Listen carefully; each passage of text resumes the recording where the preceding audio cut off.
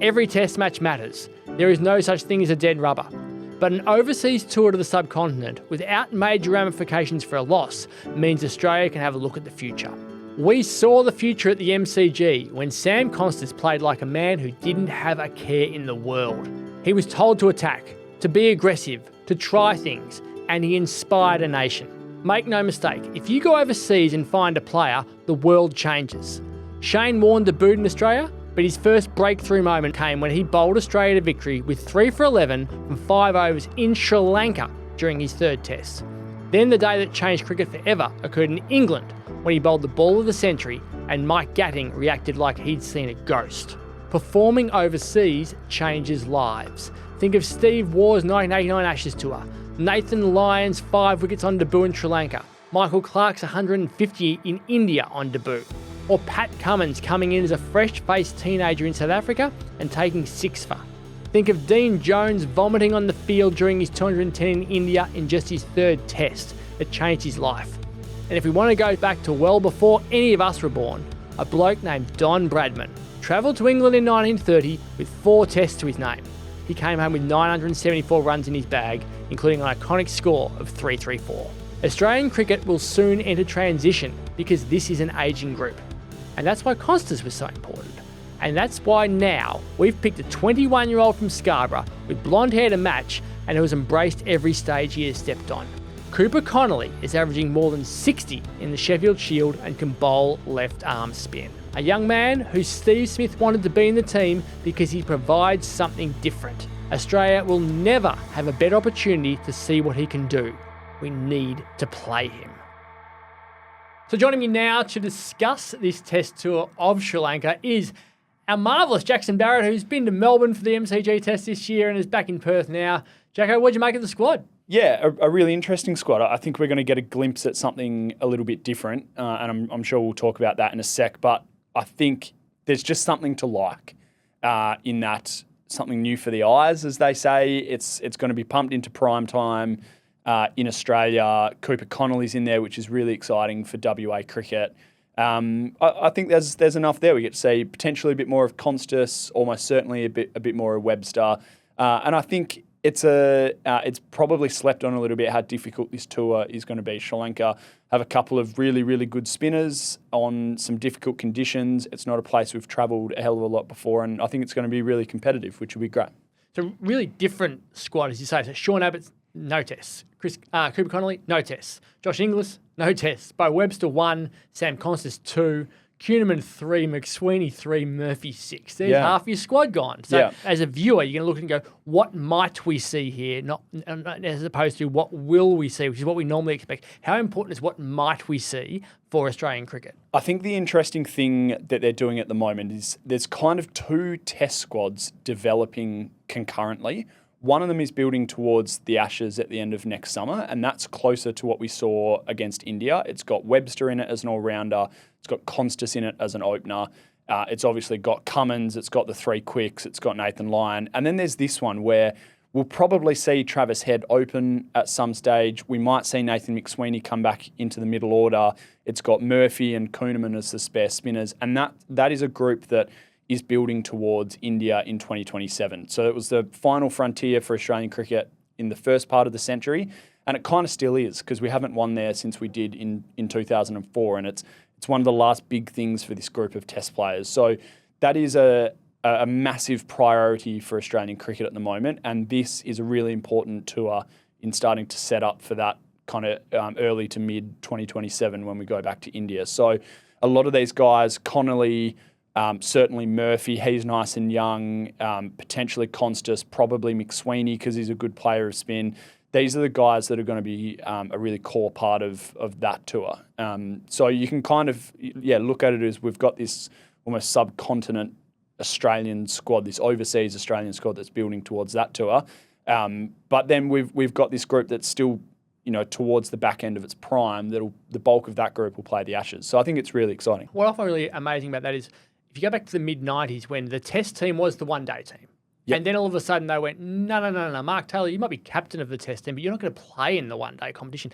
And people lost their minds. They're like, what's happening here? And now we have individual squads for test, one-dayers, and the T20. Yeah. We could now have 2 test teams, one that plays here and a bit of South Africa, a bit of England and New Zealand. But when we go to the subcontinent, it's a different squad that guys will only play their test cricket in the subcontinent and never really here. Yeah, I'd say there could be up to 5 or 6 changes from the side that hopefully wins the Ashes in 12 months' time to the one that travels to India in another 14 months after that. I think it could be a dramatic shift just because those two things kind of sit alongside each other as priorities, but they're just so different and the requirements, as we know, are so different.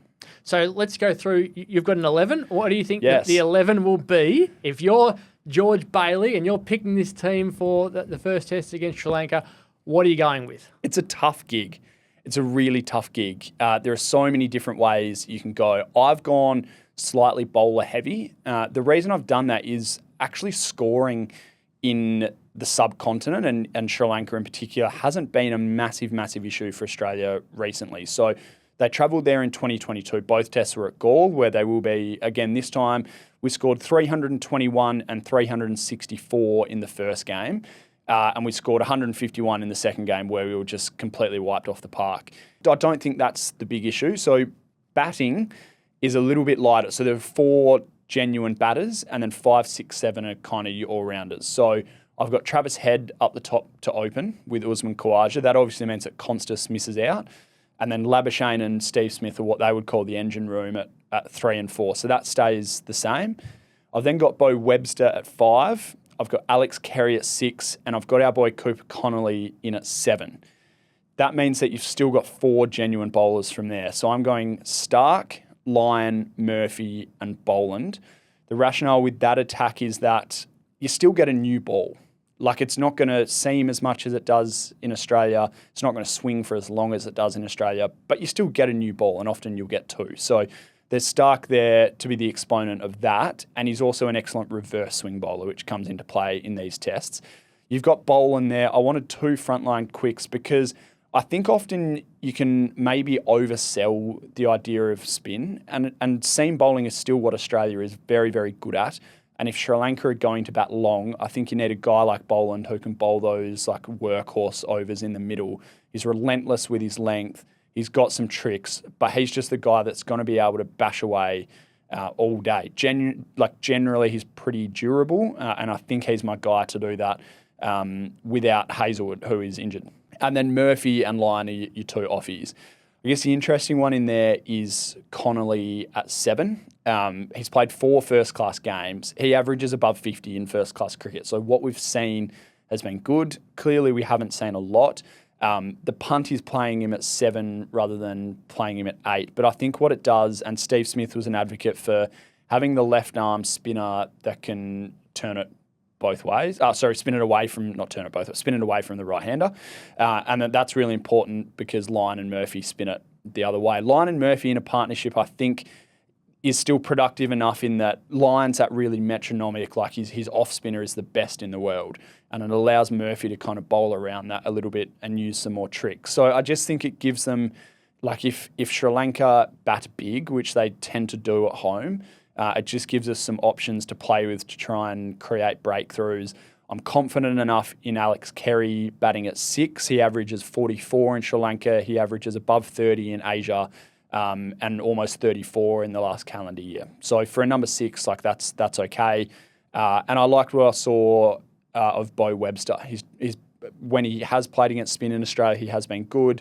I liked his ability to get forward to the pitch of the ball against the Indian spinners in Sydney. He uses his feet really well. Obviously, he's a big fella, so it's rangy and it looks a bit different, but I'm backing him in to go pretty well with the stick over there as well. So that's my team. What do you reckon? It's a tough gig. It is a tough gig. Yeah. We bag George Bailey, but it's a tough gig when you're picking 11 blokes in Australia, let alone picking 11 blokes for overseas. Connolly's the really interesting one. And we let off at the top of this with the intro talking about Connolly and what he could be and the opportunities that are opening up for Australia with this specific test series. Like, normally you take someone like him as the 16th player, experience Sri Lanka, get to know your teammates, and we'll think about picking you next time.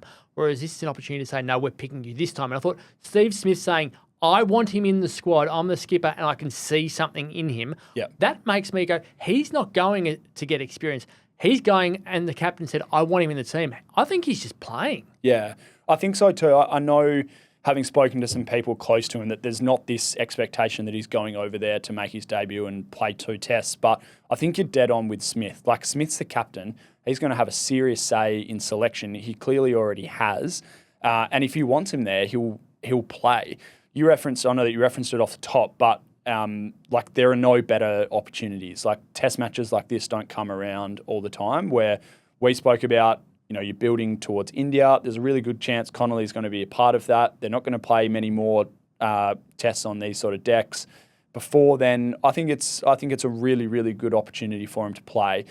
Andrew McDonald and George Bailey talk about contingencies all the time, and I think they have a squad there where your best option is to pick Cooper in the first test, and then if it doesn't work, go from there. Like, your options are Connolly comes out and like a batter comes in. So Nathan McSweeney's the one that stands out to me. He's played a few tests. He could come in at 5. You slide Webster and Kerry back, and he can bowl some handy off spin as well. So if you want that guy that you're probably leaning on a little bit more with the bat as opposed to the ball, McSweeney's there as well. So like, you can flick that switch pretty quickly. You could go Boland out and Kuhneman in, so that Connolly isn't the third spinner and that you've got another option there. So I'd just do it. I don't think there's ever been a better time to take a punt.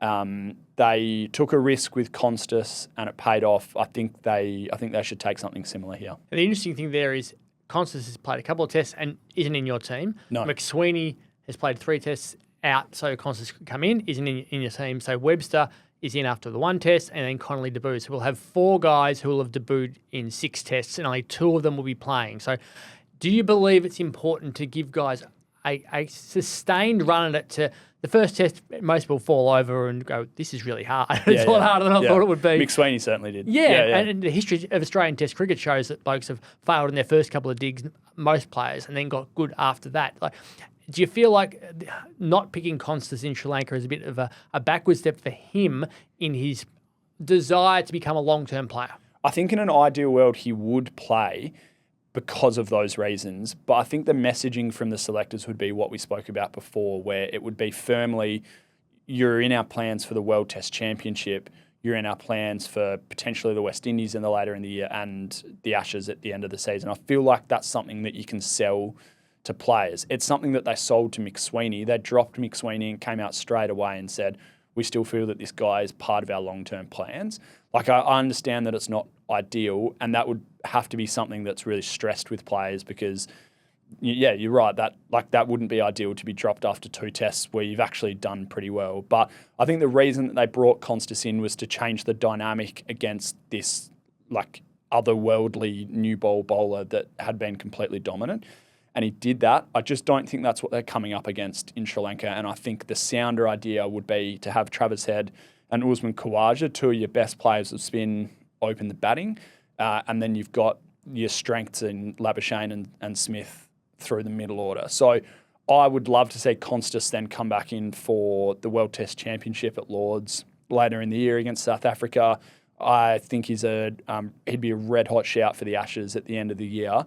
I just think it's a team balance thing here. So going to Sri Lanka, not a simple place to work out what it's going to look like. But if we have a look at the last 3 tests at Galle, 2 in September 2024 against New Zealand, 1 against Pakistan in July 2023. They're the last 3 tests. There were 726 overs of spin, bowled in those, and only 249 overs of pace. So there's a big drop-off in the workload. The 76 wickets from spin went at 31.4. 22 wickets from pace went at 40.5, so a big difference there. But 9 of those 22 wickets from pace came in the first 10 overs. So it's a new ball. It's a new ball play. So you mentioned Boland, you mentioned Stark as well. Like, if they can strike early, that can put a real dent in Sri Lanka. Is that your philosophy with those 2 guys? Yeah, particularly with Stark. Like, I don't think, and they've dropped Stark in the UAE against Pakistan previously. I don't think that's the way to go. I think Australia still needs to lean into its strength, which is largely new ball bowling. Stark's in as good a form as he has been for quite some time, particularly in the opening overs. The last time we went as well, the first test, Lyon took 9 wickets for the match. Swepson took 3 in the first innings and Head took 4 in the second innings. So there's no doubt that the spinners, and that's why I've got 3 of them in my side, the spinners are still going to be really prevalent. But Stark took 4 in Sri Lanka's only innings in the second test. So he's still, you strike early. There's still a way in there. I think Boland is the one that I just feel like he's there. He's in my 11 for those days where things just get hard and there's some graft to be done.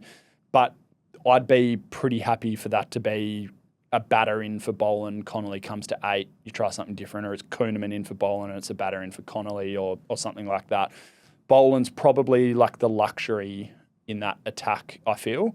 But I just like someone that can just hit a length for 10 overs. So it'll be really, really interesting to see what they do. Clearly the spinners are going to take on a huge role, but I think Mitch Stark with a new ball and the reverse swing later on as well will be dangerous too. Cooper Connolly is the one that everyone's excited about. What we saw, what he did to win a Big Bash final a couple of years back, that was with the bat. We're seeing what feels very much like the way Steve Smith was introduced into Test cricket as a spinner batting at 8 and then went on to become the greatest batsman of his generation from Australia perspective. Like, you've seen a lot of Cooper Connolly. What could he be both with bat and with ball? I think Cooper, like Steve Smith, will end up being a batting all-rounder.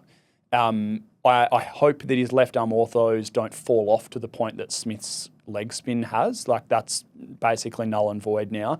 But with the bat, Connolly is incredibly powerful and has been for quite some time. And people in the system say that, like, just no one times a cricket ball like that. Travis Head's the one he gets compared to a lot because he's obviously a left-hander, and it's those like flashy square drives where you play it really late and you can like hit 4s that absolutely rocket through cover point. Like, that just screams Travis Head. But Sean Marsh, I remember WA's bowling coach Tim McDonald said to me before he had debuted for the Scorchers, like, this guy is Sean Marsh. Like, the comparison is Sean Marsh. And that just didn't register with me at all. And now 2 years on, you're like, yeah, that's Sean Marsh. Like, the way he can play square of the wicket. It's really compact, like, plays the ball so late and really powerful to go with it. Sean Marsh is absolutely the best comparison. So he'll end up being a really, really good batter. Whether that's it's probably most likely at 6 rather than, like 3 and 4 where Smith has ended up and 4 where Cam Green has ended up. Like, if you were to long-term plan this test squad, your 2 all-rounders are probably Green and Connolly, one's at 4 and one's at 6, particularly in the subcontinent. But the bowling is really valuable as well. He's very athletic, he's running between wickets, is highly regarded, his fielding's great. So what you've got with Connolly is like a really good an all-round package as we have in Australian cricket. What we also have is the tradition of Australia picking a random dude to come on and bowl spin in the subcontinent. Now, I want to play a game with you, and that game is going to be called Who the Hell is This Bloke? Yeah. Because over the last 20 years, Australia has picked 11 men to go out and bowl spin in the subcontinent whose careers haven't lasted more than 10 tests. They've just gone over for those. Yeah. Some of them are absolute left field. Some of them are still playing, and you might remember this. So what we're going to do is, for people listening to this, it'll be a bit different to people who are viewing this on YouTube. We're going to put a photo up for the people who are viewing, and your job is to guess who they are. Yeah. The next question is, what did they do? What are they known for? So the people who are listening, you will hear the name rather than seeing the picture. Once you've heard the name, you can then attempt to figure out. So, who the hell is this bloke? Right, well, that's Matt Quartermain, who is on this tour. He has played, you said it before, was it 3 tests? 3 tests. 3 tests. Was pretty impressive in India in that tour at the start of 2023. Hasn't played a test since that tour and actually had to move states this year. So he was at Queensland. They've backed in leg spinner Mitchell Swepson for a long time. He saw an opening at Tasmania for a frontline spinner and has had a very good Shield season. So earned his way back on to this tour where for a little while it looked like maybe he wasn't that guy. But he's bowled really well, first-class cricket. He's back again. He's not in my 11, but I wouldn't be shocked if he plays at some stage. Yes, that's correct. 3 tests, all in India. Took 5 for 16 from 9 overs in his second test and opened the batting in his third test. Yes, which is of course. Who the hell is this bloke? One of the historical anomalies. Yeah, I love that. Next one. Who the hell is this bloke? Todd Murphy. I think Todd Murphy is, like, we love Corey Roccaccioli in WA, but I think either Rock or Todd Murphy will be the long-term spinner after Nathan Lyon. So he, is it 6 tests? Yes, Todd? 6 tests, Yeah, yes. came in and replaced Lyon when he did his calf in the Ashes after debuting in India. I can tell you that tally will go well beyond 6 tests. I think Todd will end up being a frontliner.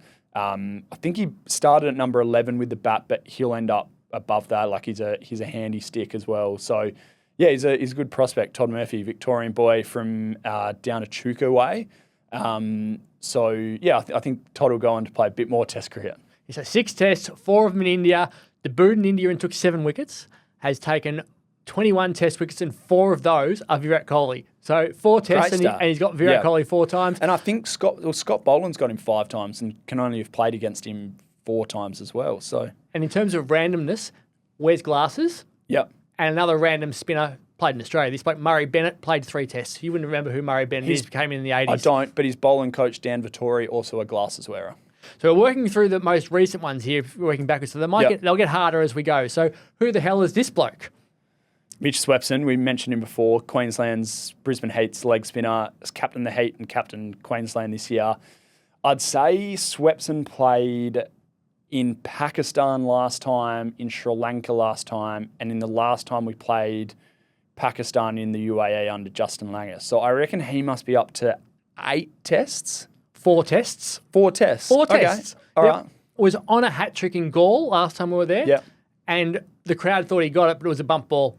Yes, I remember. So big moment for him. Yeah, Shane Warne was a massive rap for Mitch Swepson. It just hasn't worked out for him so far to get more opportunities. As we move on to the next one, who the hell is this bloke? John Holland. John Holland, one of the great Sheffield Shield stalwarts. He would be, I was way off with Swepson, but I want to say 6 or 8 tests for Holland. No, he's 4 as well. He's 4 as well. Okay.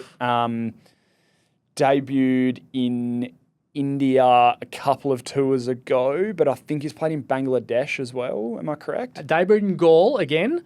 So he's another one who got opportunities elsewhere, but debuted over there. And his best bowling is 3 for 83 against Pakistan. Okay. So strange thing. Batted 7 times for 6 runs and 5 not outs. Yep. So his entire average is based on a number 11. So yeah, I wouldn't. He's one I wouldn't recognise. Would not recognise. You Really? walk past him on the street, and I wouldn't recognise John Played Holland. a few a lot of Shield finals, like long-term frontline spinner for Victoria. Next one, who the hell is this bloke? Steve O'Keefe, sock. Sydney Sixers stalwart, only retired last year where he was limping around on one calf. Took 6 for in a test in India. It was the one we won a couple of tours ago. I want to say Nagpur. We won the test. He took 6, spun us to victory. Played a couple of tests alongside Nathan Lyon, and maybe one without him. Was Lyon injured? I don't think Lyon played the one where he took 6. But yeah, that's certainly his best moment. Yeah, so 9 tests, 7 in the subcontinent between 2014 and 17. The crazy thing about those 6 wickets you talked about, he took 6 for 35. Yeah. He took 6 for 35 in both innings. His best Yes, of bowling course. figures Yeah, it's are the the same. exact same in the same match in both innings. And yes, that was in Pune in 2017. 6 for 35 in the same game. We move on to the next one. Who the hell is this bloke? Ash Agar, WA's own. Of course, famously did not debut in the subcontinent. No. Debuted in an Ashes test where he made 98 with the stick. But he has played a test in Bangladesh. His most recent test was against South Africa at the SCG last summer. Yeah, so 5 tests, 2 in Bangladesh in 2017. Yep. Took a 2 in career the best UK, 3 1 for in Australia. 46 in that game, and we lost that one. Now, the next one, I reckon everyone will know who this bloke is, but it's quite random for the fact of why he was picked. So who the hell is this bloke? Well, that's Glenn Maxwell. Debuted in the UAE against Pakistan. That picture indicates he's played in India, and he was on the tour to Sri Lanka 2 years ago. I think he might have played one of the tests in Sri Lanka. I can't quite remember. It was a massive push, particularly from the East Coast, for him to be on this tour, and essentially it came down to him or Cooper Connolly. Spoke really well the other night after scoring 90 for the Melbourne Stars, saying that he would have done the same thing. He understood the selection, would have loved to have been there, but rates Cooper really highly and backed him to do a good job. So I loved that from Maxi. I don't think we'll see him play another test. How many's he played? Played 7 tests, all on the subcontinent. So he debuted in 2013, batting at 8 like Cooper Connolly is. Yep. Bowled 26 overs in that match and took 4 for 127. And scored only 13 and 8 as a batter, batting at 8. But his first wicket was Murali Vijay, which broke a 370-run stand for the second wicket. But interestingly, he bowled 26 overs in that first test. In his last 4 tests, he bowled only a combined 20 overs. So he's become a batsman, which is why he's in the who the hell is this bloke from a spinning perspective. Next one, who the hell is this bloke? That's Xavier Doherty. I feel like he would have debuted in the subcontinent, but he played quite a few tests at home. He was a part of the team in the 10-11 Ashes series at home. Surprises me that he comes in under 10 tests. He played a lot of one-day cricket for Australia, and I feel like early T20 cricket for Australia. So that surprises me a little bit. It felt to me like he got a decent go in the post-Warney carousel of spinners. Where did he come in at? He only got 4. I thought the same, but I thought he played it was more the one-dayers. So it was 4 tests, 2 in India. Recalled after 2.5 years to actually play in India and took 3 for 131 as India bowled on 503 from 154 overs. But his next test, he only took none for 87 and 1 for 24. So didn't really work out for him from there. But as I said, was a really good one-day bowler. And this guy's more known for one day as well. Who's this bloke? That's Cameron White in the Glen Maxwell School of picked as a spinner, but really was a short-form batter. Now the coach of the Melbourne Renegades, has been an assistant coach around the place a hell of a lot after retiring from the Big Bash maybe 4 or 5 years ago. Was it just the one test for Cam or a couple? He played 4 as well, all in India in 2008. Best figures of 2 for 71. But his claim to fame in Test cricket, and what everyone would love to say they can do, was his first Test wicket with Sachin Tendulkar. Yes, of course. Yeah. Now we get to the couple of real randoms, which I love. Who the hell's this bloke? That's Jason Frazier. Played a test at the Wacker. So played 1 test in India and took an 8 for, and then played against, I want to say, South Africa at the Wacker and was dropped after that, never to be seen again. Absolutely. So 2 tests. Debuts in Nagpur in 2008. 12 wickets for the match. 8 for 215 and 4 for 143. So he bowled some overs. Man of the match and plays one more test in his life where he took 1 for 102 and none for 102, and then you're done. Yeah. So I think that was the test at the Wacker that AB de Villiers and JP Duminy chased down a 4th innings total, and Australia bowled some fruit and got tapped. And I think Jason Frazier might have been a part of that. And now the ultimate. I wouldn't recognise this bloke walking down the street. I even had to remember the name. Who the hell's this guy? That's Dan Cullen with the hair like that operator from the bad guy from The Incredibles. Played 1 test. I believe it was in India. South African. That's just about all I can tell you, Cod.